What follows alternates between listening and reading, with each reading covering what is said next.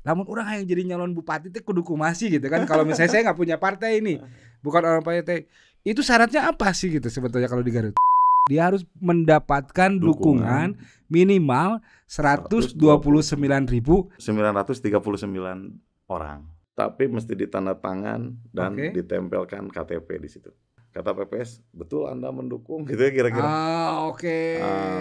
Ke calon ini saya tidak dukung. Nah, kalau ada gitu berarti karena kemarin kan banyak pemilih itu Gen Z, ya. Jadi mereka tuh bukan nggak mau memilih, tapi karena mereka itu pas ketika bangun kesiangan. Jadi kan anak-anak muda kebanyakan tuh begadang, main game, bangun pada siang. Jadi pas ketika mau berangkat, ya tutup gitu jam 1. Suara kita itu sangat menentukan nasib kita ke depan. Ya. Jadi kalau ditukar dengan sekian rupiah juga kan ke depannya seperti apa ya. Assalamualaikum warahmatullahi wabarakatuh. Kembali lagi di Garut Memilih bareng sama saya Dani. Kali ini saya sendiri ya karena Elvan lagi sakit ya. Dan hari ini di konten kita udah kedatangan ketua komisioner, apa disebutnya, ketua KPU langsung sih. Ketua KPU Garut, Bung Dian. Assalamualaikum. Alhamdulillah, seneng banget nih sudah bisa meluangkan waktu datang. Matur nuhun, undangannya memang pernah sekali batal ya. Pernah sekali batal. Memang kita lagi agenda padat-padatnya nih. Padat-padatnya kan. Ya makanya alhamdulillah waktu yang padat bisa datang ke sini. Jadi gini kenapa kita pengen mengundang ketua KPU, karena memang konten Garut Memilih itu kita persiapkan untuk menghadapi pilkada, khususnya pilkada Garut gitu kan. Dan yang lebih tahu gitu kan, ini kan panitia penyelenggaranya kan. Jadi teman-teman ini saya manggilnya AA lah biasanya. Adian ini teman kita dah, udah lama lah kita bareng-bareng dulu, temen nongkrong. Sekarang tiba-tiba jadi ketua KPU. Gimana perasaannya? Banyak yang ini nggak, neror nggak sih jadi ketua KPU? Kita periode yang baru ini 2024-2029 ya. 2024 ya. Nah, baru dilantik itu pada tanggal 3 Februari 2024. Jadi waktu itu kita dilantik dan punya waktu 10 hari menjelang pemilihan presiden kemarin ya. Perhitungan suara pada 14 Februari gitu ya. Mau tidak mau, suka atau tidak suka mesti siap. Kita harus segera menyesuaikan diri dengan ritme kerja. Awal-awal memang agak sedikit keteteran. Ya. Biasa tidur normal, tiba-tiba tiap hari begadang kan gitu ya. Kira-kira itulah. Tapi alhamdulillah pemilu kemarin kita bisa laksanakan dengan lancar. Ya. Dan hari ini sudah selesai, tinggal penetapan calon terpilih. Oh gitu. Nah, jadi sebetulnya kan kalau misalnya bisa dibilang orang yang paling sibuk di tahun ini tuh mungkin ya teman-teman KPU ya, karena satu tahun ini ada 2 kali hajat kan. Ya. Kemarin kita udah ada pemilihan presiden, dan sebentar lagi kita bakal pilkada Garut. Tapi sebelum masuk ke pilkada Garut nih, pengen nanya Ju, setelah kemarin kita rame banget pemilihan presiden, Garut itu bisa dibilang kondusif ya, aman. Tidak ada emak-emak yang mendatangi dan demo ke KPU di Garut, gak ada. Alhamdulillah kalau yang demo langsung sih nggak ada, cuma di beberapa hari pasca pemilihan itu ada juga yang datang kaitan dengan Sirekap ya waktu itu. Kita coba jelaskan, kita coba terangkan kaitan dengan kondisi-kondisi yang terjadi. Memang belum 100% sempurna di Sirekap itu, sehingga ada pembacaan dokumen yang dipoto itu masih tidak sesuai dengan kesesuaian. Oh iya kemarin karena sempat ramai itu. Nah, kita coba menjelaskan kaitan hal tersebut. Kenapa itu terjadi gitu ya? Karena memang spek handphone itu rata-rata berbeda kan. Oke. Yang kedua, kondisi rekapitulasi yang makan waktu cukup panjang gitu ya. Kemarin itu bahkan ada yang selesai jam 9 pagi. Ada yang selesai subuh-subuh, dan pasukan ataupun petugas KPPS kita ingin segera menyelesaikan tugas dan tanggung jawabnya gitu ya, sehingga ketika mereka melakukan foto untuk model C plano itu, mereka ingin segera kirim tanpa di cross check terlebih dahulu kaitan dengan hasil pembacaan di Sirekap. Dan itu hasil angkanya tuh bukan ditulis kan, tapi dari sistem tuh membaca langsung hasil foto kan. Betul.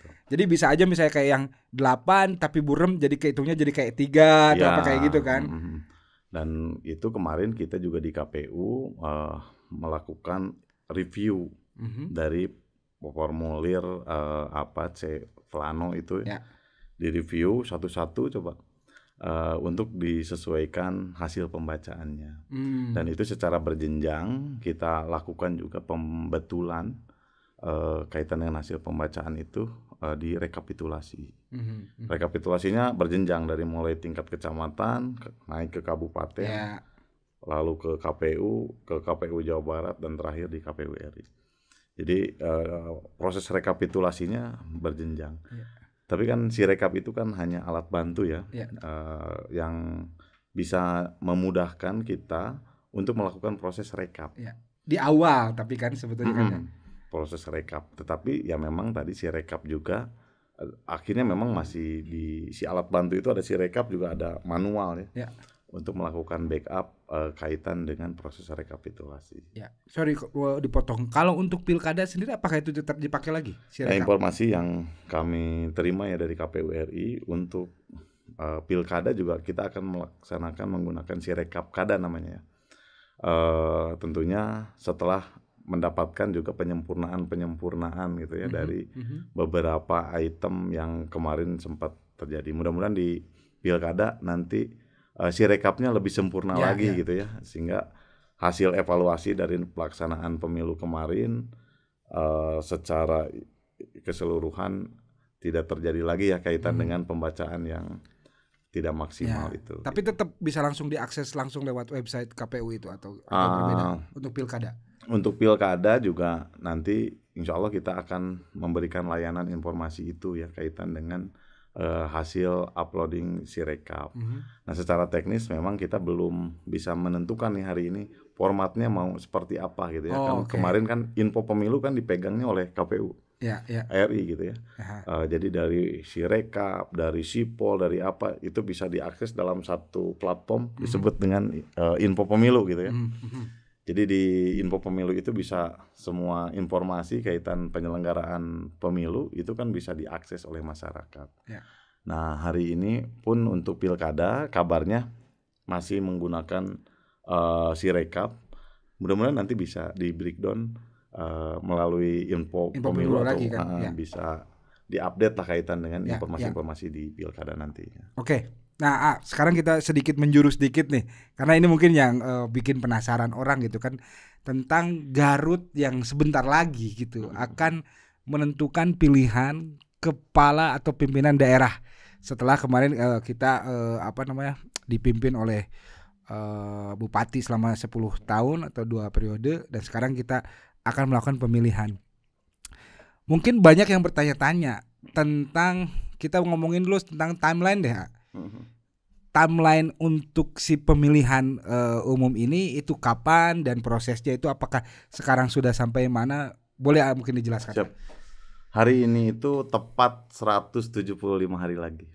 175 lagi. Jadi kita akan melakukan pemungutan suara di tanggal berapa? Suara di tanggal 27 November 2024. 27 November 2024. Jadi 175 hari mungkin bukan waktu yang panjang gitu ya.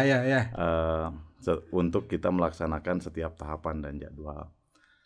PKPU nomor 2 ya sebagai pedoman ya. Ada PKPU nomor 2 tahun 2024 tentang jadwal dan tahapan pelaksanaan pilkada serentak di tahun 2024. Di situ muncul timeline. Nah, kapan hari ini sedang posisi di mana gitu ya kan kira-kira. Betul. Sebetulnya dari Januari kemarin kita melaksanakan perencanaan. Nah, Januari kemarin perencanaan di bulan Februari tepatnya tanggal 27 Februari 2024 nanti sampai 16 November kita membuka pendaftaran untuk pemantau pemilu pilkada pemilihan. Jadi kawan-kawan masyarakat, kelompok masyarakat bisa melakukan pemantauan dengan mendaftarkan diri ke KPU gitu ya. Itu di bulan Februari sampai nanti di 16 November. Sorry. Itu teh apa? Pemantau pemilu itu seperti apa? Jadi kan ada. Apakah sama kayak KPPS gitu atau? Bukan. Jadi pemantau pemilu itu kelompok masyarakat yang ikut terlibat, ikut mensukseskan ataupun mengawasi setiap tahapan jadwal yang dilaksanakan gitu ya. Jadi kalau pemilu, pemantau pemilu itu daftarnya di Bawaslu. Oke. Tapi untuk pilkada ini daftarnya di KPU. Lembaga-lembaganya itu ada yang populer itu ada KIPP misalkan, Komisi Independen Pemantau Pemilu gitu yang ya. nantinya bakal jadi saksi itu bukan? Bukan, ini kelompok masyarakat yang memantau berjalannya proses pemilu gitu ya. Dia bisa terlibat aktif baik dalam melakukan sosialisasi, melakukan pengawasan dan sebagainya gitu ya. Termasuk juga dari Februari sampai 23 Oktober kita juga membuka layanan pendaftaran untuk Quick Count. Jadi boleh kalau misalnya ada lembaga ini yang mau melakukan Quick Count. Dari tanggal 27 Februari kemarin tuh sudah dibuka, kita ada helpdesk-nya di KPU ya. Untuk pendaftaran tadi si lembaga yang menjadi Quick Count. Termasuk juga mayoritas kalau Quick Count itu di nasional ya daftarnya. Lalu memang Maret, April nih, kemarin April kita pembentukan badan ad hoc. Di bulan April itu kita pembentukan badan ad hoc. Alhamdulillah sudah terbentuk nih di Kabupaten Garut badan ad hoc untuk pelaksanaan pilkada, 210 orang untuk PPK dan 1.326 orang untuk PPS. 3 orang per desa gitu ya. Oh, ini berarti berbeda dengan yang pemilu presiden kemarin? Betul. Kemarin itu kita keluar KPT 476 ya untuk rekrutmen badan ad hoc. Jadi kita disyaratkan untuk melakukan pembentukan kembali melalui. Berarti yang kemarin dibubarkan, sekarang baru lagi bulan berarti. April itu sekarang dibuka lagi di pendaftaran. Khusus untuk pilkada. Lalu di bulan Mei ini kemarin tanggal 5 sampai tanggal 7 Mei kemarin kita melaksanakan pengumuman untuk pemenuhan persyaratan dukungan calon perseorangan. Dan di tanggal 8 sampai 12 Mei-nya itu proses penyerahan daftar dukungannya. Ini untuk calon yang independen. Bakal calon dari jalur perseorangan. Ya, independen. Kita stop dulu di situ ya. Nah, ini soalnya yang kemarin ramai juga gitu kan, karena muncul beberapa berita lah gitu, ada beberapa calon yang mendaftarkan secara independen. Nah, tapi nggak apa-apa ya kita ulas sedikit, maksudnya biar menjadi pendidikan politik juga gitu kan, mungkin buat teman-teman yang belum tahu. Namun orang yang jadi nyalon bupati itu kudu kumasi gitu kan. Kalau misalnya saya nggak punya partai ini, bukan orang partai, itu syaratnya apa sih gitu sebetulnya kalau di Garut? Jadi memang di Undang-Undang Nomor 7 ya tahun 2017 tentang pemilu, dan ada juga yang mengatur kaitan dengan pelaksanaan pilkada itu. Jadi kalau pemilu kemarin kita pakai Undang-Undang 7 tuh. Ya. Nah sekarang kita pakai Undang-Undang Nomor 10 tahun 2015 dan revisinya terakhir Nomor 1 tahun 2020 kemarin mengatur tentang COVID ya. Tentang pilkada. Jadi di situ disebutkan bahwa daftar dukungan calon untuk calon perseorangan itu ada rate-nya, Pak. Kebetulan Garut masuk kategori jumlah penduduk di atas 1 juta. Ketika di atas 1 juta, maka jumlah daftar dukungannya itu minimum 6,5%. Dari total jumlah penduduk? Dari total jumlah DPT terakhir. Kemarin DPT kita 1.999.061 orang. Nah, daftar pemilih tetap ya DPT DPT di pemilu kemarin, Februari kemarin. 6,5% berarti sekitar 129.939 orang. Biar jelas nih, berarti kalau ada orang yang dia perseorangan, dia harus mau mencalonkan diri, dia harus mendapatkan dukungan minimal 129.000 sekian. 939. Dalam bentuk dukungan. Dukungannya dalam bentuk apa tuh? Surat pernyataan dukungan. Jadi ada surat pernyataan dukungan bahwa saya ABCD ya, nama, alamat, mendukung calon bupati jadi jalur perseorangan atas nama AB ya. Calon bupatinya siapa, wakilnya siapa. Misal saya mau bikin surat dukungan, itu suratnya ditulis saya sendiri. Ditulis apa pakai formulir? Ada formulirnya, Oke. ada formulirnya khusus, itu bisa ditulis, bisa diketik, tapi mesti ditandatangan dan ditempelkan KTP di situ. Oh, berarti verifikasinya ada di KTP ya, detailnya. Kalau gitu kan maksudnya kan bisa wae nya jelema teh kita anjeun we gitu fotokopian, tanda tangan kan bisa dipalsukan bla bla bla. Oh, berarti itu ditempel KTP. Ditempel KTP. Dia bawahnya ditanda tangan. Kalau seorang itu sudah punya surat dukungan dengan KTP segitu. Nah, termasuk juga dia harus memenuhi sebaran. Sebarannya itu kalau Garut minimal bahasa di undang-undangnya itu lebih dari 50% jumlah kecamatan. Berarti 22 kecamatan. Oke, berarti dari 129 itu teh harus tersebar di 20 kecamatan. 22 kecamatan. Ada presentasinya nggak di per kecamatannya mina berapa? Tidak ada persentase. Oh, saurang di Pameungpeuk gitu naon gitu kan, penting ya 42 betul. 22 kan. Oke, ini baru tahu nih, baru paham nih kan, mungkin teman-teman juga baru paham. Oh, kieu carana berarti menyalurkan independen. Setelah misalnya saya punya nih, ada syarat pribadi nggak? Itu kan kalau syarat dukungan. Kalau untuk syarat pribadinya ada nggak? Minimal umur, minimal sekolah, minimal apa misalnya kayak itu gitu. Ada memang. Nah, apa tuh kalau di Garut? Kalau untuk pilkada? Kalau untuk bupati itu usia di atas 30 kan itu normatifnya lah ya. Kan direvisi kemarin itu. Itu mau untuk belum berlaku ya tuh. MA itu untuk gubernur. Oh, gubernur untuk kan gubernur 35 nih. Direvisi katanya jadi 30 gitu. Jadi 30. Oh, berarti kalau minimal umur 30. Terus ada minimal syarat pendidikan enggak? Pendidikan SLTA kalau. Pendidikan SLTA terus dan ya, sehat rohani jasmani. Oh, ya itu nama biasa lah gitu kan. Berarti dia umurnya 30 minimal, pendidikan minimal SMA, sehat bla bla bla dan mendapatkan dukungan 129.000 gitu. Nah, kemarin juga kan kita dengar juga di berita kan bahwa KPU telah menerima beberapa calon melalui jalur independen dan 2 diantaranya adalah mantan bupati Garut. Nah, apakah itu sudah ada keputusan? Ataukah ini udah lewat belum sih masa pendaftaran itu? Sudah, Pak. Jadi kan tadi saya sampaikan tanggal 8 sampai 12. Oh, berarti udah lewat. Berarti kalau sekarang orang baru denger ini udah nggak bisa daftar ya?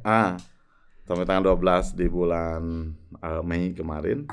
Itu pemenuhan persyaratan daftar dukungan perseorangan. Nah, kita ada timeline-nya, Pak. Ada tahapannya di situ. Nah, itu kan tahapannya dari tanggal 5 Mei itu sampai 19 Agustus proses proses apakah si calon perseorangan ini memenuhi syarat atau tidak sampai kita tetapkan sebagai calon bisa daftar dari jalur perseorangan. Jadi kalau 12 Mei itu syarat menyerahkan. Nah, menyerahkan dari situ hari ini sedang proses kemarin itu sampai tanggal 2 nih. Divalidasi apakah untuk verifikasi administrasinya di Permin. Pasca Permin ada Perpak. Apa tuh? Verifikasi faktual. Jadi tadi daftar dukungan itu udah diserahkan, misalkan gini ya, Kang Dani itu daftar dari jalur perseorangan. Saya hitung, oh ternyata jumlahnya memenuhi batas minimum. Kita terima tuh. Selanjutnya masuk Perpak, Permin. Oh, berarti verifikasi. Itu belum berarti serta-merta lolos belum? Belum. Kita Permin. Apakah daftar dukungannya ganda? Atau duplikasi gitu ya. Ganda ke Kang Dani dukung, ke siapa dukung kan gitu juga.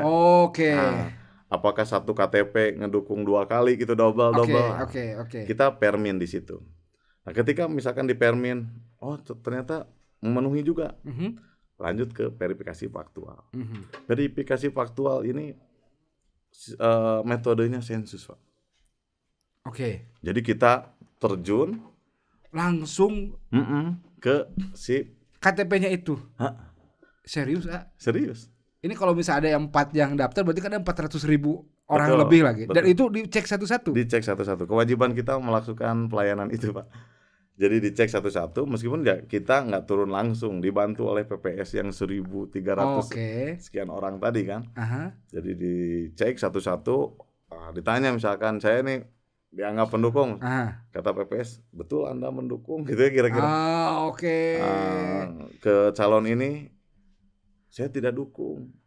Nah kalau ada yang gitu berarti dikurang 1. Buat lagi dia tanda tangan bahwa saya tidak mendukung. pernyataan. Oke. Berkurang menghindari tuh ada yang satu. pencatutan nama kan ini kan. Oke. Hilang tuh satu. Oh benar saya dukung. Oke, masuk gitu ya. Dan ketika kurang, baru ada perbaikan di situ. Setelah proses verifikasi faktual. Dan perbaikannya harus dipenuhi 2 kali lipat. Dari yang kurang apa dari Yang 129? kurang. Kalau saya kurang 9.000 berarti harus jadi 18.000. Nah gitu. Itulah sampai pada akhirnya nanti di tanggal 19 Agustus itu ditetapkan dia lolos memenuhi syarat sebagai bakal calon dari jalur perseorangan. Gitu. Itu prosesnya gitu ya. Memang di PKPU nomor 2 itu bukan dijelaskan, cuman ditulis tanggal 5 Mei sampai 19 Agustus. Nah, di tanggal 5 sampai 19 itu ada tahapannya lagi gitu tadi. Ada proses pengumuman, proses pendaftaran, ada proses permin, ada proses perpak, ada perbaikan pasca perpak gitu ya. Sampai ke perpak yang kedua yang hasil perbaikan tadi. Sampai pada akhirnya di tanggal 19 Agustus. Itu penetapan bakal calon dari jalur perseorangan. Nah, nanti sebelum ke situ ya, masih di bulan Mei ini ya. Kita kemarin baru terima DP 4. Apa tuh? Daftar pemilih potensial ya. Dari pemerintah melalui Mendagri ke KPU. Dari KPU diserahkanlah ke KPU kabupaten kota melalui KPU provinsi. Kita sudah terima itu untuk dilakukan pemutakhiran data pemilih kembali. Karena kan data pemilih ini tiap hari juga bisa berubah sebetulnya. Orang yang usia 17 tiap hari juga bisa ada. Bisa nama. Orang yang meninggal juga sudah ada, tiap hari juga ada mungkin gitu ya. Nah, sehingga dilakukan pemutakhiran kembali. Kita jadi tidak pakai DPT yang kemarin. Kita lakukan pemutakhiran kembali.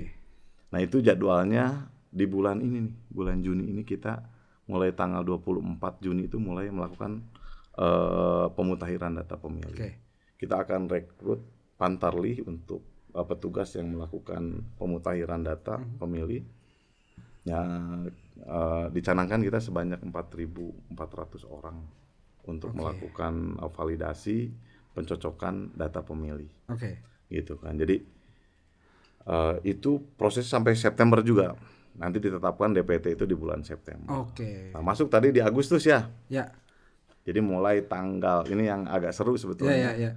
Agustus itu mulai tanggal 27 sampai 29 itu pendaftaran bakal calon. Dari partai. Baik partai maupun tadi perseorangan yang dinyatakan lolos tadi itu. Jadi 9 Agustus dia memenuhi syarat. Dia daftar menjadi calon itu di tanggal 27 sampai baru dia boleh daftar gitu kan. Mundur sedikit dari proses ini kan berarti kan proses yang untuk pendaftaran lewat jalur pemilih ya boleh itu ada.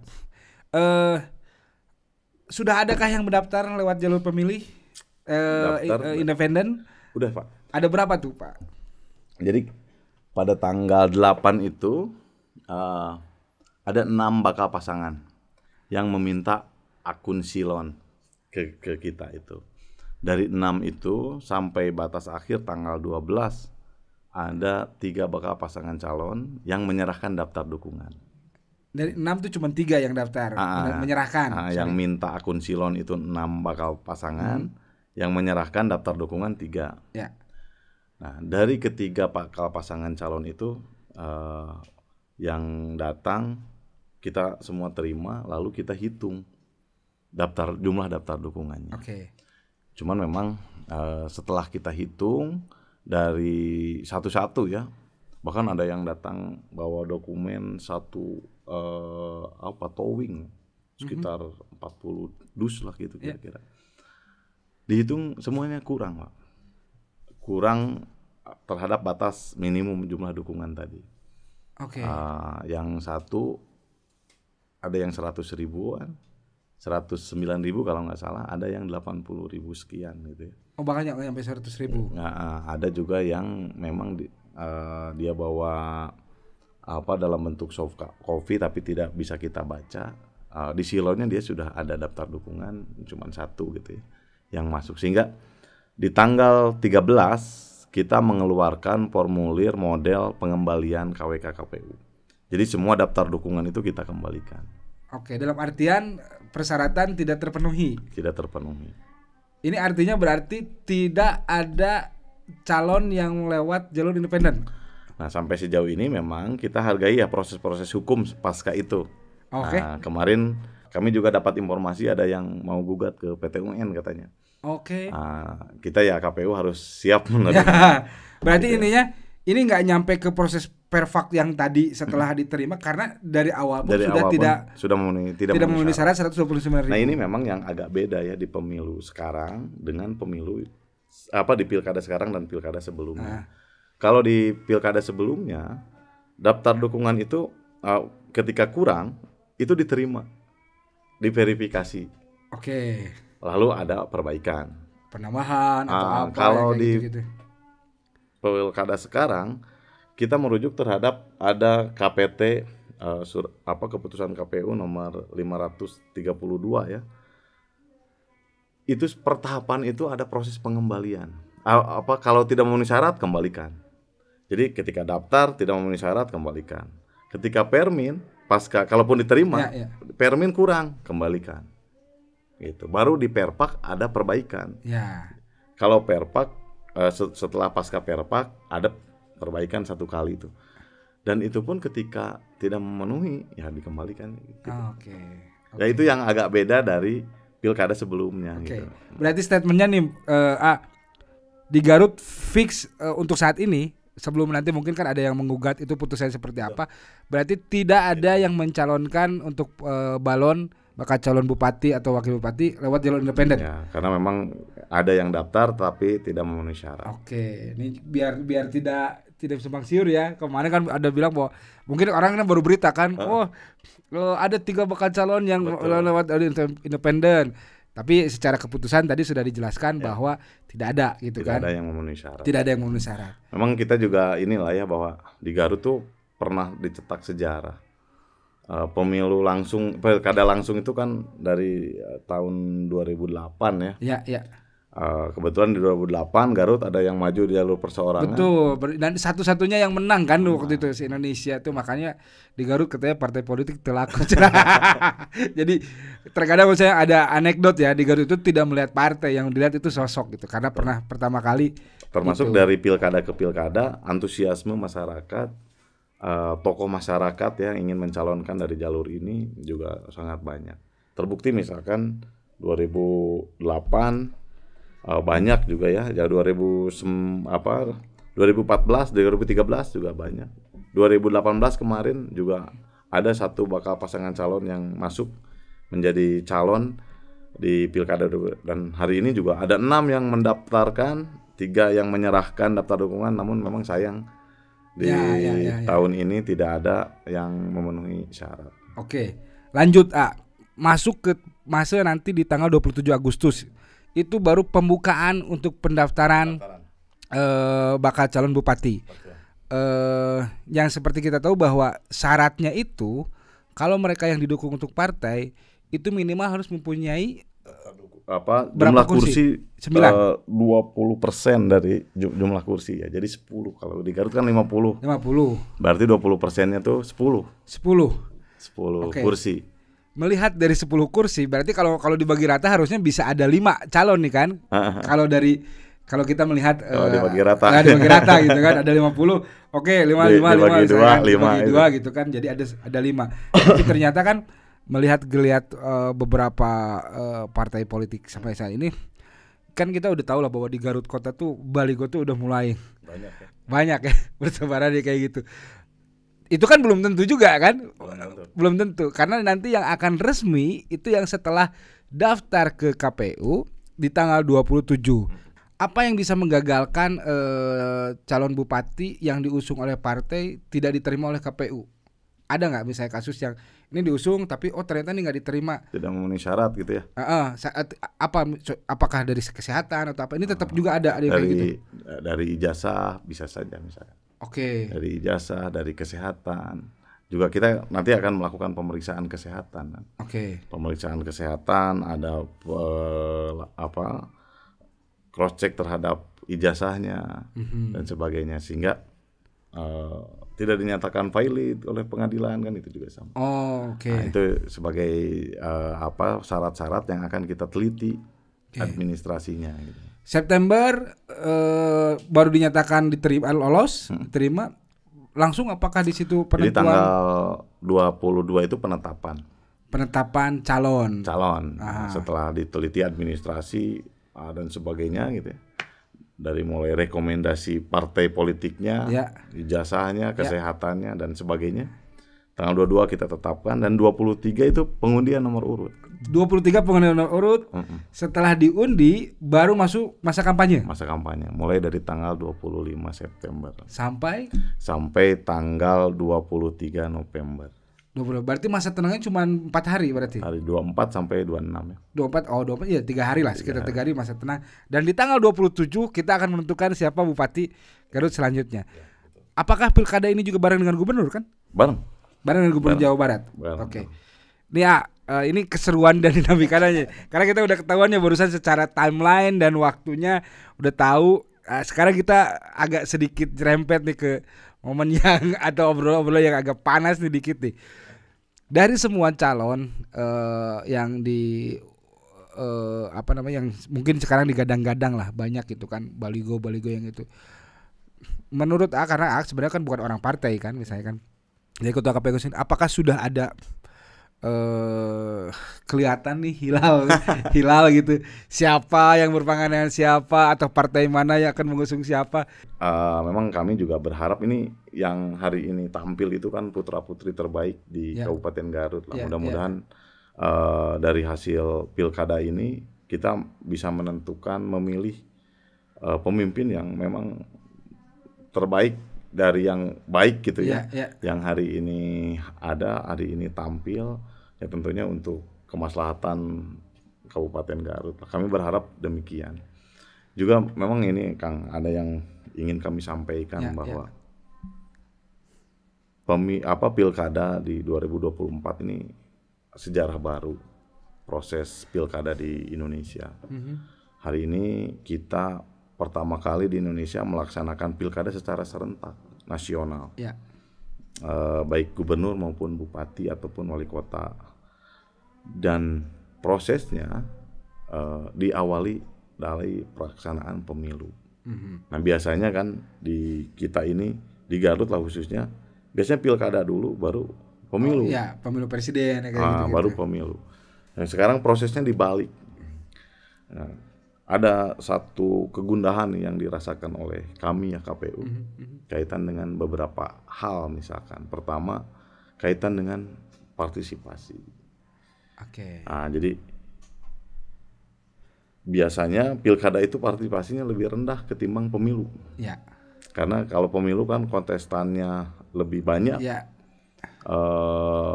Juga pemilihan presiden gitu yang diserentakkan di tahun 2019 kan demikian formatnya, kemarin juga demikian, sehingga muncul gairah ya masyarakat bahwa hari ini dilaksanakan pemilu. Nah beda dengan pilkada misalnya, itu menjadi PR dan tantangan ya buat kami penyelenggara pemilu. Apakah kita juga mudah-mudahan bisa melakukan sosialisasi, melakukan edukasi dan pendidikan pemilih di Kabupaten Garut untuk datang di TPS pada tanggal 27 November nanti, sehingga angka partisipasi kita minimal sama dengan kemarin lah. Nah, kalau kemarin berapa tuh?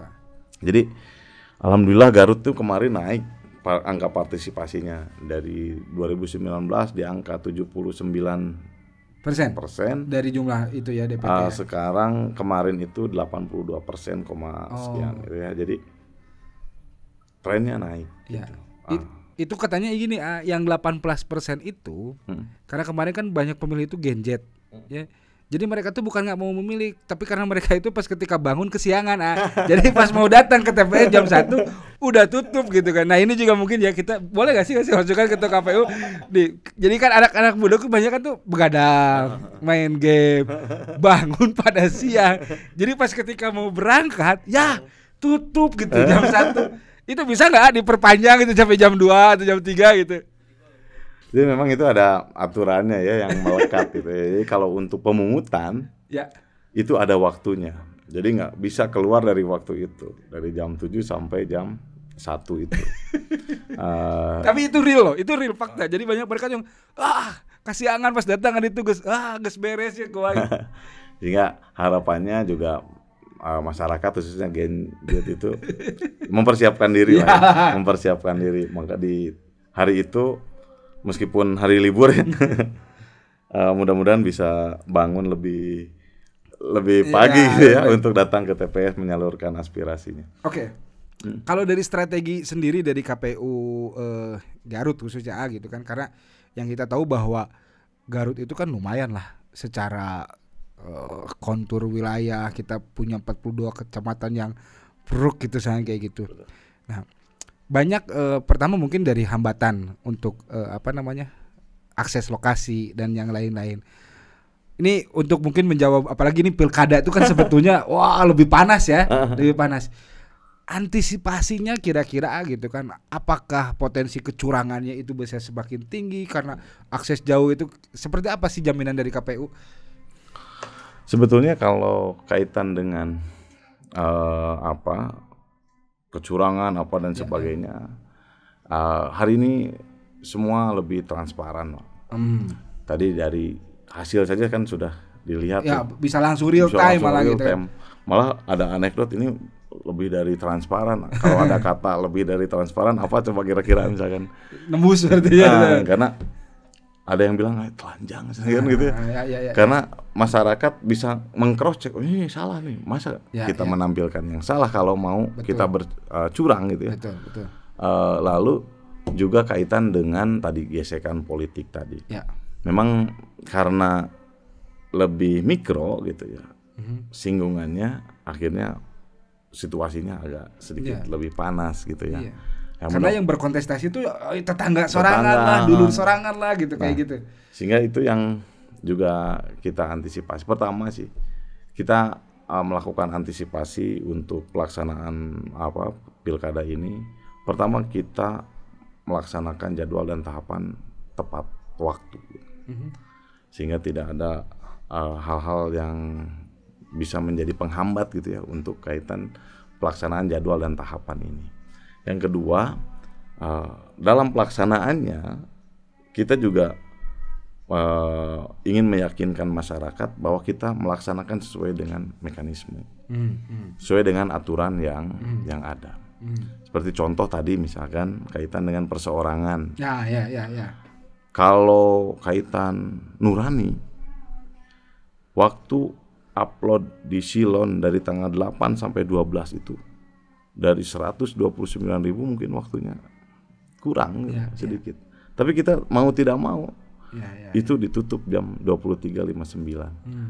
Kalau ukuran nurani gitu karunya tuh tambahan gitu ya. Gitu kan kira-kira. Tapi kita harus memastikan bahwa tahapan yang sudah dicanangkan itu kita harus bisa laksanakan sesuai dengan batas waktunya gitu ya. Termasuk juga dari mekanisme-mekanismenya.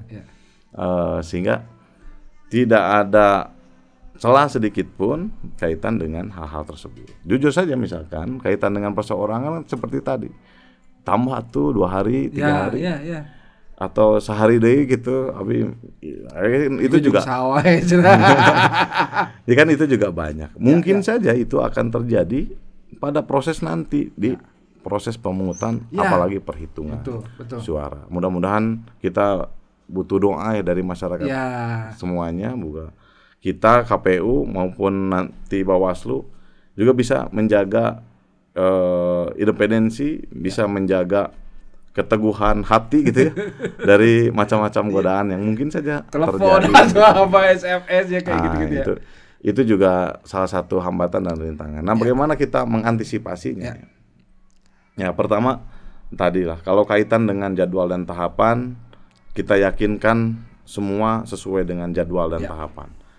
Semua prosesnya kami yakinkan kita akan melaksanakan sesuai dengan aturan yang melekat, baik itu PKPU maupun peraturan KPU yang menjadi turunan atas setiap pelaksanaan prosesnya tahapan tadi ya. Termasuk juga hari ini juga kami dibantu ya oleh teman-teman kepolisian, kejaksaan, Betul. TNI yang ikut juga mengamankan situasi ya kondusivitas di Kabupaten Garut. Ya. Alhamdulillah sampai sejauh ini kita terus melakukan koordinasi untuk sama-sama melaksanakan ketertiban dan keamanan. Termasuk juga di pemerintah daerah. Ya. Untuk pilkada ini ada despilkada gitu ya yang dipimpin langsung ya oleh ada kepalanya di pemerintah itu, sama-sama juga memfasilitasi proses pelaksanaan pilkada. Jadi baik dari sisi fasilitasi kami ya KPU dalam proses pelaksanaan, sama-sama juga menjaga kondusivitas dan sebagainya. Termasuk juga menjaga dari sisi-sisi netralitas. Kita juga dengan Bawaslu terus melakukan koordinasi sinergitas kaitan hal-hal yang ya mungkin saja terjadi ASN misalkan yang karena di pilkada itu biasanya isu-isunya itu ASN yang berpihak dan sebagainya. Nah, mudah-mudahan ini bisa kita lewati ya dengan sebaik mungkin. Termasuk juga hari ini yang serius kita pikirkan bagaimana membuat formulasi sosialisasi yang efektif. Dan sebetulnya kalau tadi juga kan udah dibuka juga sama kan kalau misalnya ada unsur masyarakat yang ingin ikut memantau boleh kan. Betul. Jadi biar mengurangi rasa-rasa misalnya kalau misalnya takut gini-gini silakan aja bisa daftar. Betul. Dan kalaupun misalnya ada pihak-pihak yang merasa bahwa ini itu juga ada prosesnya kan yang disiapkan. Boleh untuk penggugatan dan yang lain-lain. Dan nah untuk sosialisasi mudah-mudahan juga adanya konten Garut Memilih ini juga bisa jadi salah satu platform yang membantu atau juga memberikan sebuah gambaran atau sebuah menjadikan sebuah pilihan juga buat masyarakat yang mereka belum paham dan belum tahu tentang tadi kan proses pemilunya. Dan nanti juga kita akan mengundang satu persatu calon yang mereka yang akan datang ke sini. Ya makanya kemarin mudah-mudahan ya dari KPU juga bisa support kita juga karena kita ingin memang nantinya siapa yang terpilih menjadi pemimpin kita gitu itu memang benar-benar hasil dari seleksi yang memang benar-benar bagus sehingga bisa menjadikan atau memilih seorang pemimpin yang benar-benar bagus lah buat Garut itu. Pertama ya gini ya, kita apresiasi ya setinggi-tingginya Garut Update. Salah satu platform yang hari ini memberikan pendidikan politik di Kabupaten Garut. Ini Kang, kita ini ada dua ya, ada pendidikan politik, ada pendidikan pemilih. Nah sebetulnya kita KPU itu fokus layanannya di pendidikan pemilih. Jadi goalnya apa? Mereka datang ke TPS menyalurkan suara dengan sah. Tingkat partisipasinya bisa itu ya. Jadi ketika datang pun suara sah kan itu dianggap pendidikan pemilihnya gagal gitu ya. Jadi memastikan menyalurkan aspirasi itu dengan suara yang sah. Kalau pendidikan politik memang jadi tanggung jawab bersama. Baik itu partai politik, pemerintah, masyarakat juga memiliki tanggung jawab yang sama untuk senantiasa melakukan edukasi pendidikan politik kepada masyarakat. Aspek apa misalkan politik uang yang kemarin juga marak isu-isunya gitu dan bahkan opini-opini itu kan di masyarakat sudah muncul gitu. Nah itulah salah satu upaya dari kita kawan-kawan masyarakat ini bagaimana meyakinkan bahwa suara kita itu sangat menentukan nasib kita ke depan. Jadi kalau ditukar dengan sekian rupiah juga kan kedepannya seperti apa. Itu juga yang harus terus digaungkan, diedukasikan kepada masyarakat khususnya kelompok-kelompok muda nih Gen Z ya.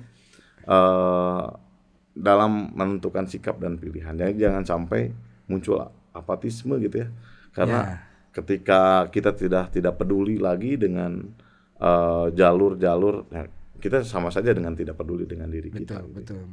Karena kan ada juga orang yang misalnya gitu kan ketika pemilu sudah terjadi atau ada juga yang terkadang ini mah KPU-nya misalnya gitu karena mungkin yang menyeleksi untuk lolos misalnya menjadi bakal calon pun juga kan nanti ada di KPU gitu kan. Alhamdulillah misalnya kayak tadi ternyata di Garut sudah mulai ketat juga dari tadi juga masalah yang nurani kita berkata tapi nggak bisa nih, udah gitu kan, walaupun mungkin bisa saja kita kenal gitu kan secara pribadi dan yang lain-lain ya. Independenitasnya itu yang mungkin yang kita harap KPU bisa sebagai panpel, sebagai panitia penyelenggara pemilu ini bisa menyelenggarakan pemilu ini dengan adil gitu dan luber dan jurdil dan luber lancar dan gitu. Ya memang gini ya, Kang, kita juga butuh masukan, saran, kritik, serta pengawasan dari semua pihak gitu ya. Kita ketika jadi KPU sebetulnya siap tidak siap harus siap ya. Bener ge kadang dianggap salah. Kalau mau masalah gitu ya kira-kira. Nah itu juga jadi kan rata-rata yang nggak pernah ada cerita yang menang gugat ya. Iya, nggak ada kan? Ya. Nggak ada cerita itu gitu. Yang selama ini hadir ya ketidakpuasan ketika kontestasi terjadi. Nah, namun memang tadi juga kami sampaikan ruangnya kan ada ya. Semua ada ruangnya. Hari ini misalkan tadi jalur perseorangan melakukan upaya hukum dia ke Bawaslu, kita hormati itu. Kita bersengketa kemarin di Bawaslu ya kaitan dengan putusan bukan putusan sih sebetulnya model pengembalian kita serahkan ke teman-teman bakal pasangan calon yang menyerahkan daftar dukungan lalu mereka gugat di Bawaslu, kita berproses di situ ya kita hadapi gitu ya karena itu mekanisme yang ada berdasarkan Perbawaslu ya nomor 2 2020 juga itu sudah ini lalu juga kaitan dengan situasi pemilih ya khususnya kita hari ini kan seperti ini ya jangan sampai opini politik opini pilkada ini hanya ada di kelompok tengah gitu ya. Jadi bagaimana kita juga sama-sama ya melakukan pencerdasan, sosialisasi, pemberian informasi ini juga sampai ke wilayah-wilayah, ke daerah-daerah supaya juga sama-sama memiliki kemampuan ataupun literasi yang sama kaitan dengan pelaksanaan pilkada ini. Nah, memang ini bukan hal yang baru gitu ya. Nah, setiap 5 tahunan kita laksanakan proses pilkada ini ataupun pemilu kemarin. Tetapi jangan sampai juga muncul ketidakpuasan dari setiap tahapan pelaksanaannya gitu ya. Mudah-mudahan juga kita bisa menentukan pemimpin itu dengan betul-betul ya sehingga hasilnya kita bisa rasakan 5 tahun yang akan datang gitu ya. Amin. Pokoknya mah ya resep ya. Dan saya tahu pasti berat banget mungkin ya jadi ketua KPU itu yakin. Apalagi kan maksudnya doi kan anak nongkrong ya bareng sama kita gitu kan.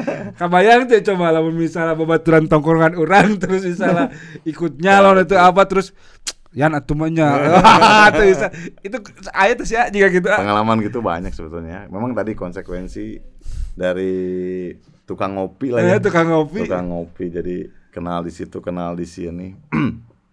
Cuman ya kalau kayak gitu sih banyak ya. Cuman juga kita bisa alhamdulillah sih bisa filter itu ya. Jangan sampai hal-hal yang demikian juga banyak terjadi. Karena residu fase itu juga muncul ya. Setiap tahapan itu ada residunya. Rekrutmen badan ad hoc ada residu. Karena ada pendaftar yang tidak lolos kan gitu ya. Dari misalkan tadi pendaftaran calon perseorangan juga muncul residu. Karena ada yang lolos, ada yang tidak gitu. Termasuk mungkin nanti pada akhirnya di ujung ada yang terpilih dan ada yang tidak terpilih. Terkadang walaupun mereka paham bahwa KPU itu lembaga, tapi kan ketua paling kepelong nawa gitu kan. Nah, itu memang ini ya. Kita organisasi yang dalam pengambilan keputusan kolektif kolegial gitu ya. Jadi lamun aya kesuksesan senang bersama ketika salah nu ketua. Aduh, eta mah heureun nya. Oke, asik banget ngobrol. Mudah-mudahan juga nanti insyaallah kami juga dari Garut Memilih, Garut Update. Insyaallah kita bakal konsisten terus untuk bikin konten Garut Memilih. Mudah-mudahan juga nanti kita bisa bersinergi bareng dengan KPU, dan kita harapkan bahwa pilkada kali ini 2024 pemilihan calon bupati dan wakil bupati, juga pemilihan calon gubernur dan wakil gubernur Jawa Barat di Garut bisa aman, amin, damai, santai, amin. santai, sentosa lah malah. Ya, terima kasih pisan udah hadir sini. Terima kasih teman-teman Garut Memi, ketemu lagi di konten selanjutnya. Assalamualaikum warahmatullahi wabarakatuh. Waalaikumsalam warahmatullahi wabarakatuh.